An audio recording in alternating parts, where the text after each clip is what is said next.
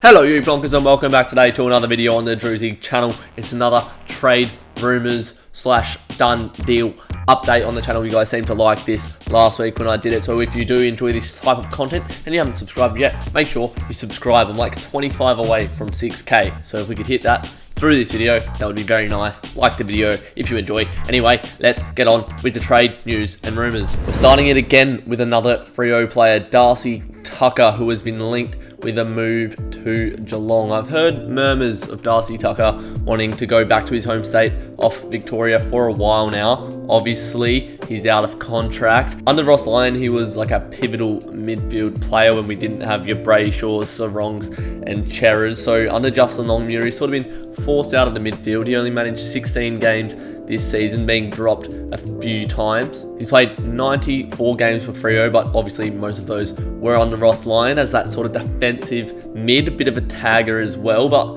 for me, this wouldn't be a massive loss for Freo. For me, he's a little bit lazy, doesn't seem too hungry, and yeah, he's just not the sort of player that I think fits into this new Freo side. He was pretty important under Ross Lyon, but the new generation, not sure if he fits that mould. He has been a decent player for us at times, but given that Geelong are interested in him, that obviously makes sense for him to be involved in a deal for Jordan Clark. Tucker's 24, Clark's like 20, so this could just be a straight swap, and I would like that deal a lot. Another rumour is that the ruckman from the Western Bulldogs, Jordan Sweet, has been linked to a move to the West Coast Eagles. Obviously, Nathan Vardy is just retired. They lost Scott Lycett a couple years ago to Port Adelaide. Hickey's gone to Sydney as well, so they're lacking an experienced backup ruck. Not that Sweet is an experienced player, and they do have Bailey Williams as well in that position behind Nick Nat, but given the lack of footy that Sweet has had at the Bulldogs in the past season, I think he wants to move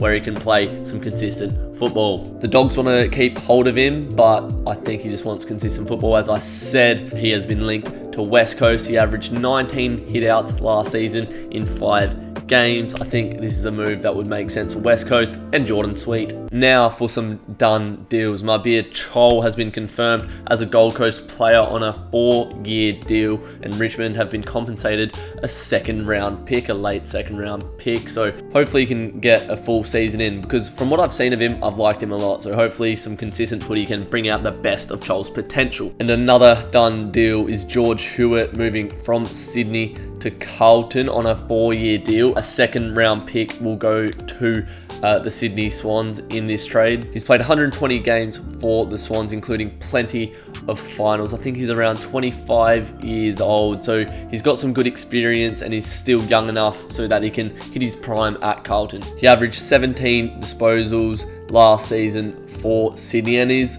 quote unquote by 7AFL, a tackling machine, which is what Carlton need. They need someone who's hungry and is going to tackle all day long. So it's a good acquisition for Carlton, and they're looking to strengthen their list again this season. Adding Chera and Hewitt would be 2 massive ins for the Blues. A bit of a rumour that has been going around is Luke Dunstan going to Essendon from St Kilda. Now, apparently he's had talks with Essendon about moving there, being an unrestricted free agent after being delisted by the Saints. He averaged 25 disposals and 4.9 tackles last season for the Saints, which is very respectable, and I'm not too sure why the Saints wanted to get rid of him, but you can see why you would want to move to Essendon at this point, given the season that they had, given that someone like a Nick Hind couldn't reach his full potential at the Saints, and he's gone to Essendon and had a breakout season. This move makes a lot of sense for Dunstan himself, and it'll be a good deal for the Dons, given that he's an unrestricted free agent. They're not going to have to trade away much at all, if anything,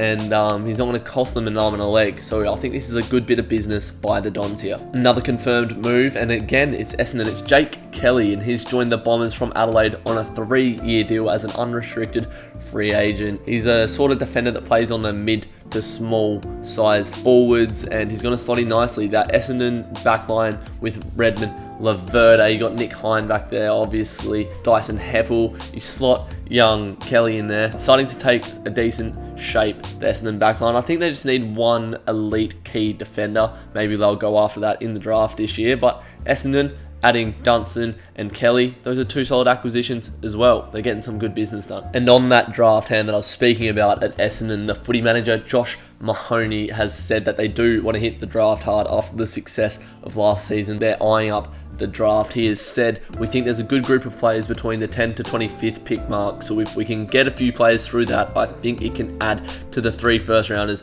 we brought in last year. We'll try to get involved in some potential opportunities there, so hopefully they can draft a big key back. I think that's the only position that's really lacking for the Bombers at the moment. Across to GWS, and Jeremy Finlayson has been told by GWS that he can explore his options. I think he's a pretty solid player, and obviously there was news about a month or so ago that he had a medical with Port Adelaide, so that could be on the cards. I don't think Port Adelaide really need him, but he's on the market. He can look for a potential suitor, and I think we'll see Jeremy Finlayson at another club next season. Football manager Jason McCartney at GWS said that Finlayson has a lack of family support. He's from South Australia and he's had a medical with Port. I don't know whether Port will want him or not. I think they're pretty happy with the list that they've got, so maybe a move to Adelaide could be on the cards, although he's had the medical with Port, so it's a bit of a strange one. His partner has lived in Melbourne and his parents live in Brisbane, so he can really go to any state. He's contracted till the end of 2023 and is an important player to GWS, so I wouldn't be surprised if they ask quite a lot from him, but I do think a trade will be made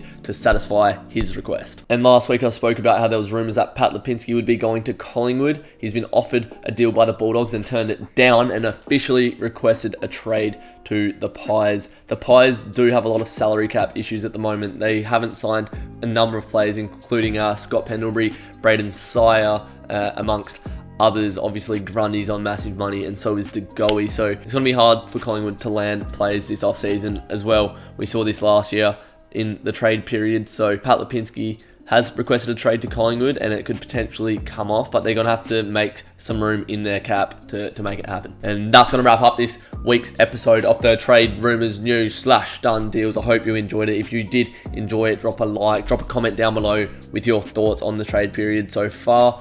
Like the video if you enjoyed, subscribe if you're new, and I'll see you in the next video. Take care, you plonkers.